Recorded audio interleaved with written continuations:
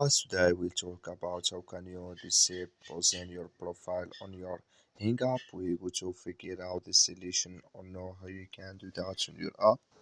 So you just follow this ways and it's going to work with you.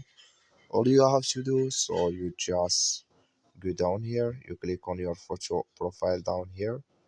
So when you click on it, it's going to take you to this list. It's going to show for you like this here. Then all you have to do now, just go above this sign, click on it. So then it's going to take you to this list here. You come here to pause, clicking this sign here or this color. So like you see color, it's gone. That's mean here pausing your profile, it's disabled with us now. That's all you have to do. I wish you I get it. That's all. Thank you for your watching. Don't forget to support us by liking, subscribe. So just follow these ways, then it's going to work with you. Thank you for your watching.